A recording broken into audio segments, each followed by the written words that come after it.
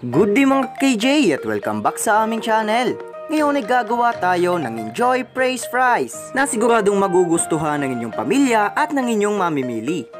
Ang Enjoy ay isang negosyo brand at ang tagline nga nila ay partner ng pamilya sa negosyo, tupad pangarap ng Pilipino. At sigurado nga namang matutupad ang inyong pangarap sa pagnenegosyo dahil ang Enjoy ay franchise free.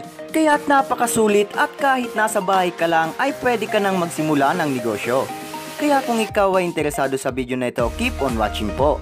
At ang complete ingredients natin ay nasa end lang ng ating video. Pero bago natin simulan, please subscribe our YouTube channel. I-hit mo na rin ang notification bell para lagi kayong updated sa mga susunod naming video. Kaya tara, simulan na natin. Ito ang mga ingredients na ating gagamitin sa paggawa ng Praise Fries. Gagamit rin tayo ng potato fries cutter sa paggawa ng long fries or natural na size lang ng ating fries. Ito ang ating Praise Fries. Powder ito pero ito ay real potato. Kada isang pack ay maglalagay tayo ng 1 liter para makagawa tayo ng potato dough. At syempre, hindi kumpleto ang french fries kung walang dip. At ito ang chili cheese dip powder mix. At syempre, meron rin silang wasabi dip powder mix. At ang barbecue dip powder mix. Tutunawin mo ang isang pack sa 3 cups ng hot water. Kaya sa kada isang pack ay magdami ka ng magagawang dip. At syempre, gagamit rin tayo ng potato fries cutter. Ito ay mabibili na rin sa Enjoy brand, kaya kung kayo ay interesado, ilalagay ko na lang sa description box ang price at ang store. At ito ang itsura ng potato fries ng Enjoy. Ilalagay lang natin sa loob ang potato dough at ipipress lang natin ito upang makagawa ng french fries. Ngayon ay gagawa tayo ng barbecue dip. Kakaunti lang ang gagawin nating dip, kaya ang gagamitin lang natin ay 1/8 measuring cups. Maglagay lang tayo ng 1/8 cup of barbecue dip powder mix sa ating bowl. At lalagyan rin natin ito ng 1/8 cup of hot water ng 3 beses. Ang ratio ng ating ingredients ay 3:1.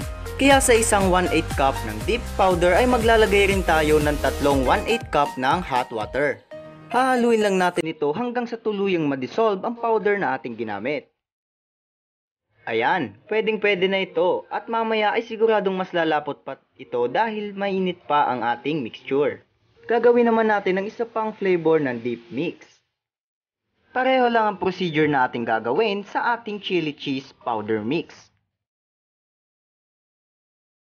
Maglagay lang tayo ng 1/8 cup chili cheese dip powder mix. At tatlong 1/8 cups of hot water. Hot water ang kailangan natin gamitin para madaling ma-dissolve ang ating powder.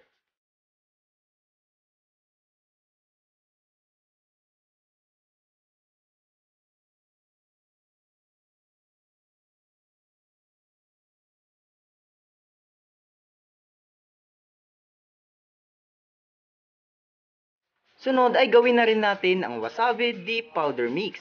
Same lang ang procedure na ating gagawin.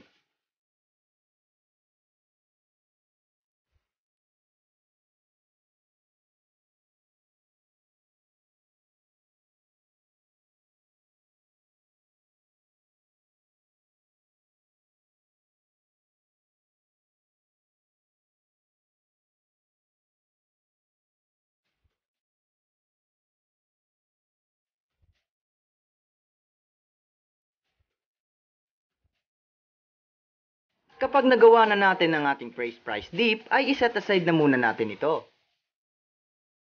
Ngayon ay gagawa na tayo ng Praise Fries. 500 grams ang ating gagamitin, kaya kung gusto nyo naman na kalahati lang ang inyong gamitin, gagamit lang kayo ng 500 ml water. Ilalagay lang natin ang ating Praise Fries sa ating mixing bowl.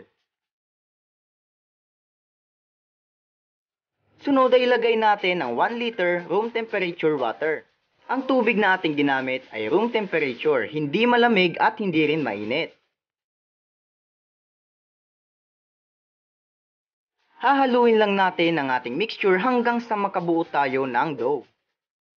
Ang Enjoy Fresh Fries ay magandang negosyo lalo na kung ang inyong lugar ay walang kuryente at walang gamit na refrigerator. Dahil ang Fresh Fries ay hindi kailangan ng freezer. Lalagyan mo lang ito ng tubig at ready na ang inyong Fresh Fries. Kaya napakadali at talagang helpful ito kung ikaw ay baguhan pa lang sa pagnenegosyo.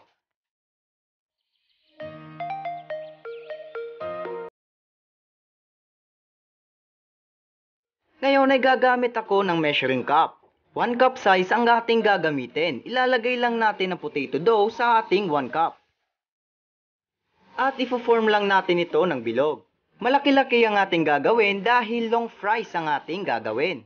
Kung gusto mong normal size lang ng fries ang iyong gagawin, kumuha ka lang ng 150 grams ng potato dough.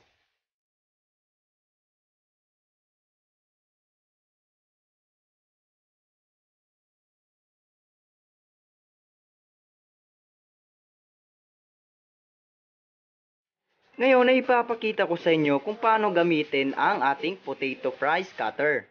Ilalagay lang natin sa loob ang ating ginawang potato dough at ipipress lang natin ito upang lahat ng butas ay malagyan.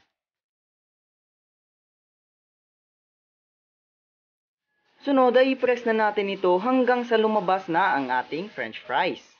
Kung sa tingin nyo ay okay na ang haba nito, ikat lang natin ito gamit ang kutsilyo.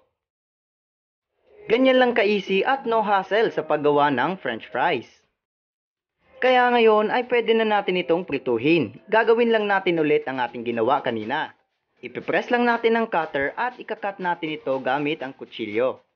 I-deep fry lang natin ito for at least 2 to 3 minutes.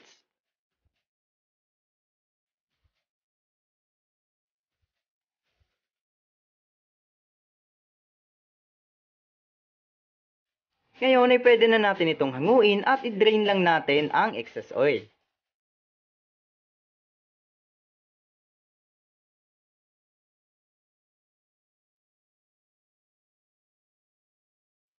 Ngayon ay ready na ang ating fresh fries at pwede na natin itong iserve at ibenta.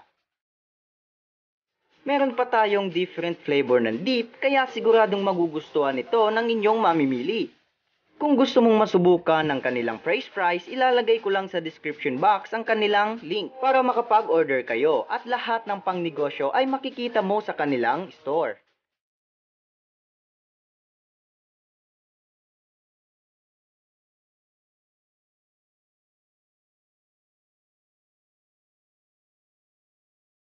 Ngayon ay pwede nyo na itong i-transfer sa plastic container or pwede naman sa paper plate. Kung tayo ay magbebenta, siguraduhin nating presentable ang ating ibibenta para mas madaming bumili.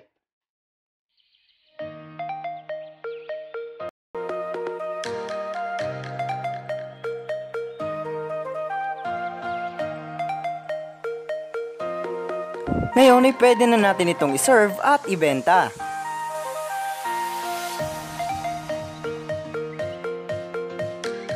At ito ang mga ingredients na ating ginamit. Tandaan nyo guys na ang mga measurements na aking ginamit ay mga pang single serve lamang. Pwede nyo pang dagdagan ng mga sukat nito, ito ay depende sa inyong kagustuhan. At ito ang mga presyo ng ingredients na ating ginamit. Ang Enjoy Fresh Fries ay 94 pesos, ang Enjoy Powdered Dip ay 35 pesos. Cooking oil is 20 pesos at ang other needs ay 10 pesos. Kaya ang total ng nagastos natin ay 159 pesos. At ngayon ay magti-taste test tayo. Titikman natin kung gaano kasarap ang ginawa nating Enjoy Fresh Fries. Napakasarap. Sobrang sarap talaga ng mga dip sauce ng Enjoy. Bagay na bagay talaga sa ating Fresh Fries. Again guys, paalala ko lamang, kung kayo ay gagawa ng Fresh Fries, ang ginawa ko lang dito ay gumamit ako ng 1 cup na measuring cup upang makagawa ng long fries. Kung gusto nyo ng normal or ordinaryong size lang ng french fries, kumuha lang kayo ng 150 grams potato dough at ilagay ninyo ito sa potato cutter. Pero kung gusto nyong mas mahabang fries, dagdagan lang ang sukat nito. Again, kung interesado ka sa video na ito at gusto mong subukan ang Enjoy Fresh Fries, ilalagay ko na lang sa description box ang kanilang link upang doon na lang kayo umorder. Or pwede nyo rin naman silang i-visit sa Facebook, Enjoy Philippines, at sa YouTube, Enjoy Philippines Official.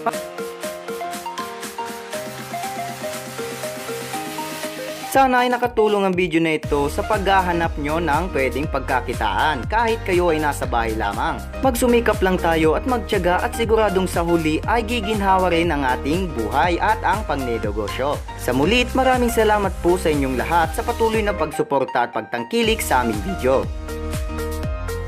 And please subscribe our YouTuber's friend, JMJ Trio channel. Paus and Gills.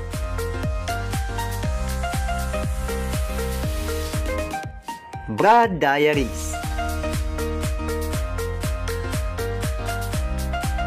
DJ Honey Ding. And also KJ Channel.